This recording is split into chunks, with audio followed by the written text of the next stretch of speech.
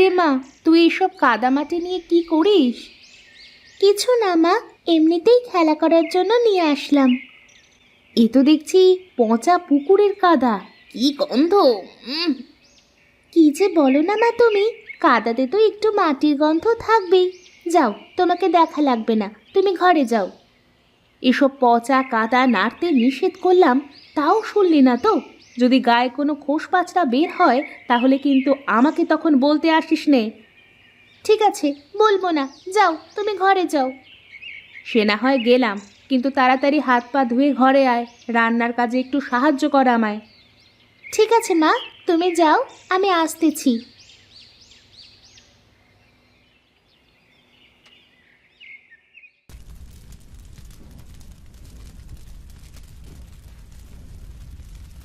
এতক্ষণে তোর আসার সময় হলো রে মা।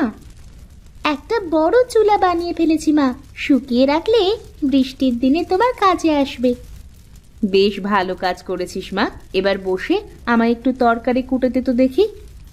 বুঝলি রে মা, আগে আমি কত সুন্দর করে চুলো বানাতে পারতাম, এখন না করতে করতে একদমই ভুলে গেছি।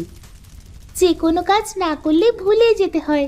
এই যে দেখো না, আমি মাঝে মধ্যেই আমার পড়া সব ভুলে যাই, আবার যখন একটু পড়ে নিই সব মনে পড়ে যায়। এবার তোর বাবাকে বলে তোকে একটা ভালো স্কুলে ভর্তি করে দেব। এখান থেকে পড়ালেখা করে কিছুই করতে পারবি না রে মা। না মা, তোমার ধারণা ভুল।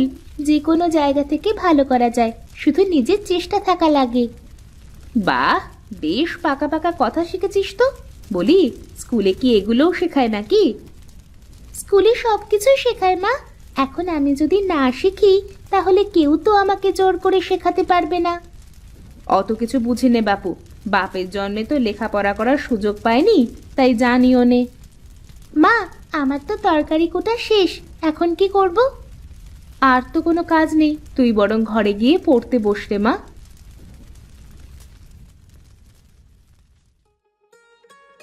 হরি, সবাইকে ভালো করে খাওয়া। দেখ দেখ, ওখানে কি লাগবে দেখ। সবাইকে খাবার দিয়েছি দাদা, সবাই তো খাচ্ছে। ঠিক আছে, তুই একটু এদিকে আয় দেখি। হ্যাঁ দাদা, বলো কি বলবে। বলি, বাজারের কি খবর? সব কিছু আছে তো, নাকি আবার বাজার করতে দৌড়াতে হবে? না দাদা, যা আছে তাতে দুদিন চলে যাবে, এখন আর বাজার করবার দরকার নেই। মানুষকে খারাপ কিছু খাওয়ানো যাবে না। কোনো কিছু নষ্ট হয়ে গেলে সাথে সাথে ফেলে দিবি। শোন, খরিদ্দার হলো লক্ষ্মী, দোকানদার পেঁচা হলে হবে না। কোনো চিন্তা করবেন না দাদা, আমি সব দেখছি।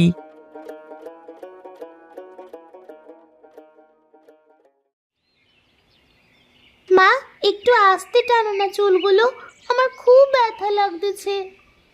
লাগুক একটু, ওটুকু লাগলে কিছু হয় না। একটু টেনে টুনে তেল না দিলে কি আর চুল বাড়বে শুনি? ও এমনিই বাড়বে, এত তেল দিয়ে কি হবে?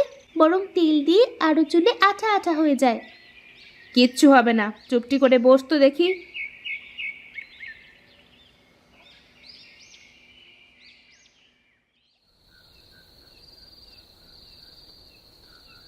কি গো, আজ এত চুপচাপ কেন? মন খারাপ নাকি? না কেউ কিছু বলেছে? না, এমনিতেই ভালো লাগছে না, মাথাটা ঝিমঝিম করতেছে, কেমন অস্থির লাগতেছে। কিছুই হবে না, তোমরা খেয়ে নাও। কিছু হবে না বললে কি হবে? ডাক্তার ডেকে আনবো নাকি? না, এমনিতেই ভালো হয়ে যাব। খামোখা ডাক্তার ডেকে পয়সা খরচ করার কোনো দরকার নেই। আরে, পয়সা নিয়ে তোমাকে চিন্তা করতে হবে না। টাকা পয়সা কি আমার কম আছে নাকি? বলি একটা আর বোঝো আরেকটা। বললামই তো এখন ডাক্তার ডাকা লাগবে না। তুমি একটা কাজ করো মা, তুমি বিছানায় গিয়ে শুয়ে পড়ো, আমি খাওয়া শেষ করে থালা বাসন গুছিয়ে রাখছি। ঠিক আছে রে মা, আমি যাই, একটু বিছানায় মাথা দিই।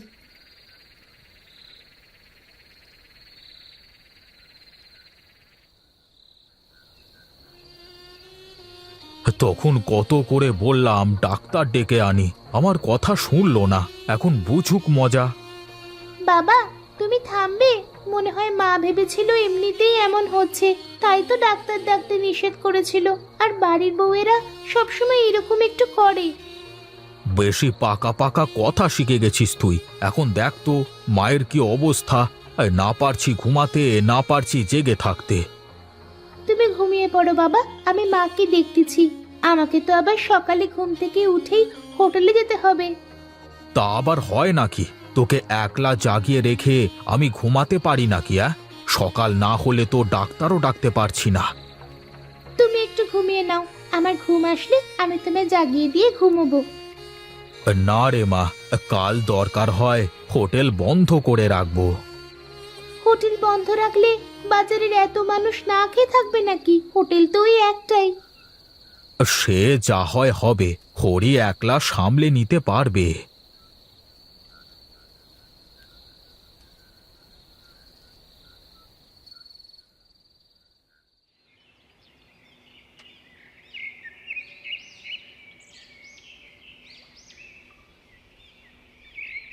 কি রে বাবা, কোথায় যাচ্ছিস এত সকাল করে? কাল রাত থেকে হঠাৎ করে মা খুবই অসুস্থ। কি যে হয়েছে কিছুই বুঝতে পারছি না, খালি কেমন যেন করছে, তাই তো ডাক্তারের কাছে যাচ্ছি। চল বাবা চল, তোর কাকিরও তো কাল থেকে একই অবস্থা। আমিও ডাক্তারের কাছেই যাচ্ছি। চলেন কাকা, দুজনে একসাথেই যাই।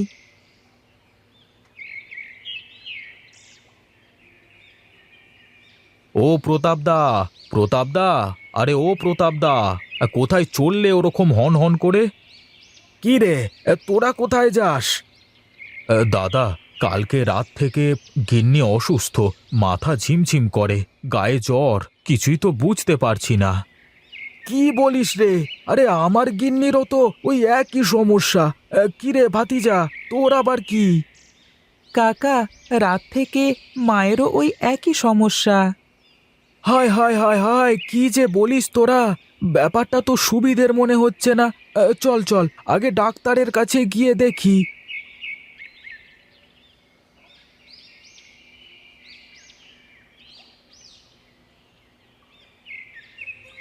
কি রে হরি, কোথায় চললি এই সকাল করে? হ্যাঁ দাদা, আর বলেন না, কাল রাত থেকে গিন্নি অসুস্থ। ডাক্তারকে দেখালাম, ডাক্তার কিছুই বলতে পারলো না। হ্যাঁ, কিছু জ্বরের বড়ি দিয়ে চলে গেল। বুঝলি বিনোদ, আমার মনে হয় ডাক্তার দিয়ে কিছু হবে না। আর তাছাড়া সবার একসাথে এমন হওয়ার কারণটাও আমার কাছে সুবিধের মনে হচ্ছে না।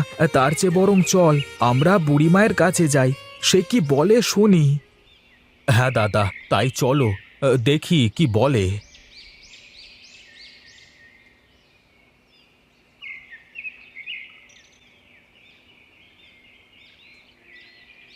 কি ব্যাপার, তোমরা এত মানুষ একসাথে আমার কাছে কি জন্য এসেছো? বুড়িমা, আপনার সাথে কিছু কথা ছিল। তো বেশ বেশ, বলে ফেলো দেখি, কি বলবে? ও আচ্ছা, এই ব্যাপার তাহলে। আমি জানতাম এমন একটা কিছু ঘটবে। কি বলো বুড়িমা, কি হয়েছে কিছু বলবে কি? এক দুষ্ট আত্মা তার মৃত্যুর প্রতিশোধ নিতে এভাবে গায়ের মানুষের মাঝে উতলা তৈরি করেছে, যে কোনো সময় যে কারো প্রাণ নিয়ে নিতে পারে। কিন্তু বুড়িমা, শুধু বাড়ির গিন্নিদের কেন? আর কিভাবে এর থেকে মুক্তি পাওয়া যাবে? গায়ে সব বাড়ির রান্নার চুলো ভেঙে ফেলতে হবে, অথবা বন্ধ করে দিতে হবে। একটা আতপ চুলা লাগবে, নতুন কাদা দিয়ে বানানো। সেই চুলোতে ওই দুষ্টু আত্মাকে বিনষ্ট করতে হবে, তবেই সবাই সুস্থ হয়ে যাবে। ঠিক আছে বুড়িমা, আমরা সব ব্যবস্থা করছি, তুমি চলে চলে এসো কেমন? সবাই চলো, সবাই চলো, গিয়ে যার যার বাড়ির চুলো সব বন্ধ করে দাও।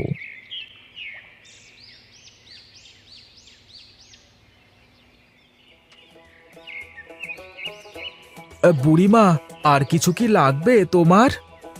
আমাকে একটা বড় মশাল এনে দিতে হবে চুলায় আগুন দেওয়ার জন্য। এই নিন বুড়িমা। আর কিছু লাগবে? না, আর কিছুই লাগবে না। তোরা একটু দূরে গিয়ে দাঁড়া। দাদা, আমার তো ভয় করছে। বাড়িতে ছোট মেয়েটা আর অসুস্থ বউটাকে ওভাবে রেখে আসলাম। মেয়েটা ভয় পাবে না তো? আরে না না, কিছুই হবে না, দাঁড়িয়ে দেখতে থাক।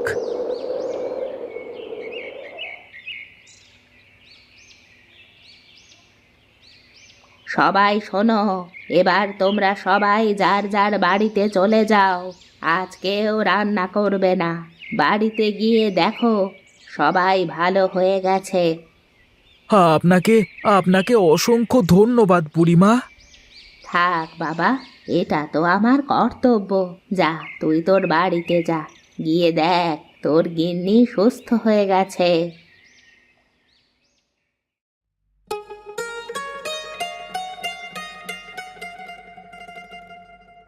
বাবা দেখো, মা সুস্থ হয়ে গেছে। আমি জানি রে মা, তাই তো তাড়াতাড়ি বাড়িতে চলে আসলাম। আমার কি হয়েছিল গো? ও তোমার না জানলেও চলবে গিন্নি, এখন তো তুমি ভালো হয়ে গেছো। আর হ্যাঁ শোনো, আজ কিন্তু রান্না বান্না করতে যেও না। আজ সারা গাঁয়ের একটাই চুলো, আর তাতে পুড়ে ভস্য হলো ওই দুষ্ট আত্মা। বাবা, আর কখনো ওই আত্মা ফিরে আসবে না তো? না রে মা, আর কখনোই ফিরে আসবে না।